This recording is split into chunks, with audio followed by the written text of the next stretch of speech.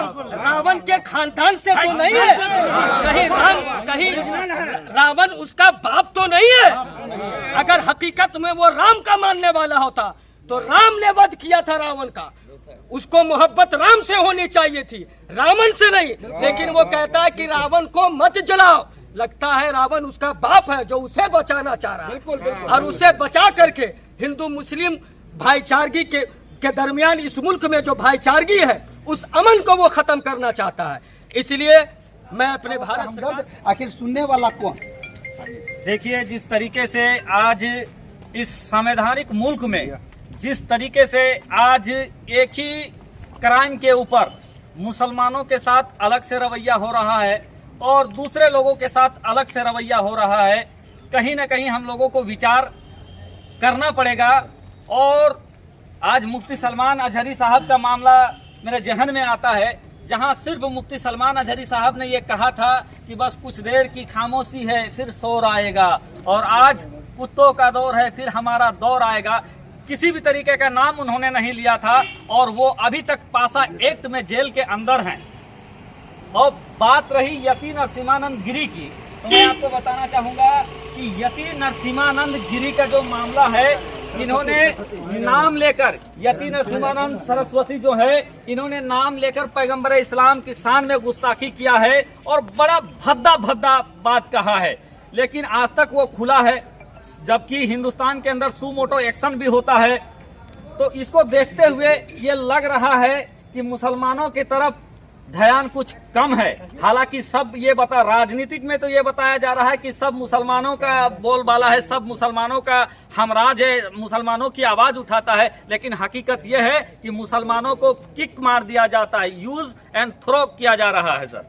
और आज मुसलमानों का सुनने वाला कोई नहीं है, चाहे मोहब्बत की दुकान हो, मोहब्बत का मकान हो, सब चला रहे हैं, लेकिन जब आवाज उठाने होती है तो किसी का दुकान मकान कुछ नहीं चल रहा है। ठेला चलाने वाला हो, समोसा बेचने वाले हो, किसी के ऊपर छोटी सी टिप्पणी करती है उनको तुरंत एफआईआर हो जाता है। यहाँ हुजूर सल्लल्लाहु ताला अलैहि वसल्लम यानी कि मुसलमान उनका क्या, कोई कत्ल भी करे तो उसका चर्चा नहीं होता, कोई कत्ल भी करे तो उसका चर्चा नहीं होता। हम आह भी करते हो तो हो जाते हैं बदनाम, हम आह भी करते हैं तो हो जाते हैं बदनाम। ये हिंदुस्तान मुल्क किसी की बाप की जागीर नहीं है, बल्कि हर धर्म हर भाईचारगी के साथ जितने लोग हैं, हर लोग संविधान के मानने वाले हैं। मगर मैं कहना चाहता हूं, किसी एक शेर की बुनियाद पर मुफ्ती सलमान अजहरी को साल भर तक अंदर रखा जा सकता है, मगर नरसिम्हानंद पाखंडी दोगले को आखिर गिरफ्तार क्यों नहीं किया जाता है, जब वो आका इस्लाम की शान में और विशेष धर्म पर टिप्पणी करता है। उसने क्या बयान दिया, मैं पूछना चाहता हूं। वो तुम मुल्क के अमन को और हिंदू और मुस्लिम के भाईचारे को मुकम्मल तौर से ख़त्म करना चाहता है।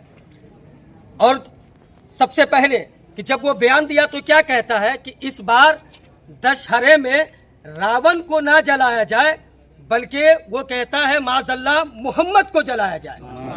मैं पूछना चाहता हूँ उस पाखंडी से जो धर्म का ज्ञानी बना हुआ है, आखिर वो रावण को क्यों बचाना चाह रहा है? वो कहता है कि रावण को ना जलाया जाए।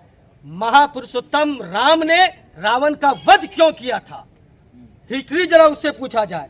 ये हमारे हिंदू भाई आज से नहीं, हजारों वर्ष पुराना ये त्योहार है उनका, जिसमें वो रावण की करतूत को देख करके उससे घृणा करते हैं, उससे नफरत करते हैं। कोई पढ़ा लिखा व्यक्ति कभी रावण से मोहब्बत नहीं कर सकता है जो उसके कारनामे थे। इस वजह से हमारे हिंदू भाई लोग उसे अपने त्योहार में जलाते हैं, मगर वो रावण को बचाना चाह रहा है कि रावण को मत जलाओ। मैं तो कहता हूं कि नरसिम्हानंद सिन्हा का डीएनए टेस्ट किया जाए, कहीं वो रावण के खानदान से तो नहीं है, कहीं रावण उसका बाप तो नहीं है। अगर हकीकत में वो राम का मानने वाला होता तो राम ने वध किया था रावण का, उसको मोहब्बत राम से होनी चाहिए थी, रावण से नहीं। लेकिन वो कहता है कि रावण को मत जलाओ। लगता है रावण उसका बाप है जो उसे बचाना चाह रहा है, और उसे बचा करके हिंदू मुस्लिम भाईचारगी के दरमियान इस मुल्क में जो भाईचारगी है उस अमन को वो खत्म करना चाहता है। इसलिए मैं अपने भारत सरकार से गुजारिश करूंगा कि संविधान के तहत आप देखें कि हमारे संविधान में 470 आर्टिकल्स हैं, 470 आर्टिकल्स, 25 पार्ट है। उस 25 पार्ट में पार्ट नंबर 3 जो बताया गया है, पार्ट नंबर 3 जिसे कहते हैं फंडामेंटल राइट्स है। उस फंडामेंटल राइट्स में 12 to 35 तक आप पढ़ें तो सारी चीजें उसमें फंडामेंटल राइट्स क्या क्या है वो बताया गया। उस फंडामेंटल राइट्स में आर्टिकल 25 अगर आप पढ़ें तो उसमें आपको बताया जाता है राइट टू रिलीजियंस का, और अगर आप आर्टिकल उठाए 14 से लेकर 18 तक उसमें बताया जाता है राइट टू इक्वलिटी का, यानी समानता का। भारत देश में हमारा ये संविधान कहता है कि किसी भी नागरिक के साथ जो भारत का है उसके भेदभाव के आधार पर, जाति के आधार पर, धर्म के आधार पर, वर्ण के आधार पर किसी के साथ भेदभाव नहीं किया जा सकता है।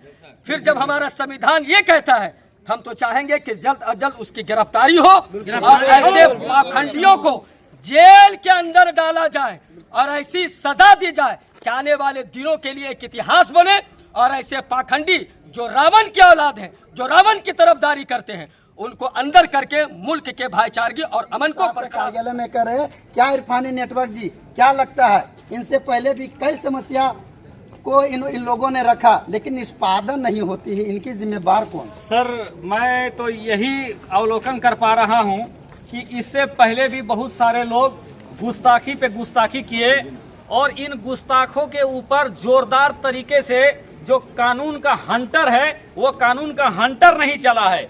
अगर कानून का हंटर इन लोगों के ऊपर चलता तो मैं यकीन के साथ मैं कह देना चाहूंगा कि कोई भी इंसान किसी भी धर्म के खिलाफ इस तरीके से गलत बयानबाजी नहीं करता। आज इनके ऊपर सख्त पकड़ नहीं हो रही है, इसी वजह से इनकी अकड़ बढ़ रही है। नहीं तो किसी में इतना दम नहीं था कि भारत के अंदर हर जुर्म के लिए पहले से कानून मौजूद है और मजबूत कानून मौजूद है, लेकिन जिस तरीके से सियासी संरक्षण की वजह से इन नामुरादों के ऊपर कार्रवाई नहीं हो रहा है, इसकी वजह से आज देखिए लोग परेशान है, शासन परेशान है, प्रशासन परेशान है। कभी इस्लाम के खिलाफ, कभी कुरान के खिलाफ, कभी किसी और धर्म के खिलाफ ये बयानबाजी करके आसानी से निकल जाते हैं। अगर इन पर जोरदार तरीके से अगर एक्शन होता, संविधान के दायरे में एक्शन होता, तो मैं आपको बता दूं कि किसी के माई ने इतना दूध नहीं पिलाया है कि फिर से वो गुस्ताखी करता या किसी भी धर्म के खिलाफ वो जहर उगलता। जिस तरीके से ये इंसान उगल रहा है, बिल्कुल नरसिम्हानंद को फांसी दो, फांसी दो, फांसी दो, फांसी दो, गिरफ्तार करो, गिरफ्तार करो, नरसिम्हानंद को गिरफ्तार करो। लोगों की मांगे पूरी नहीं करती तो आगे का रणनीति क्या रहेगी? आगे की रणनीति अगर पूरी नहीं की जा सकती है, जैसा कि कह दिया गया कि हम संवैधानिक लोग हैं, असंवैधानिक नहीं है। मुल्क में कानून है, लॉ है, संविधान है। अभी जैसा कि आपने सुना कि मुल्क का कॉन्स्टिट्यूशन ऑफ इंडिया का आर्टिकल 25 क्या कहता है। मैं तो उन लोगों को मैं तलाश रहा हूँ, ATS की टीम जो गुजरात से गई थी मुफ्ती सलमान नजरी को पकड़ने के लिए, अगर मोतियाबिंद अगर नहीं हुई है और पैर सलामत करके मुंबई गाजियाबाद जाए ATS की टीम, अगर मोतियाबिंद की बीमारी नहीं हुई और देखे कि यति नरसिंहानंद किस तरीके का काम कर रहा है, मैं ये गुजारिश करूंगा शांतिपूर्वक तरीके से। हम लोग शांति फैलाने वाले लोग हैं।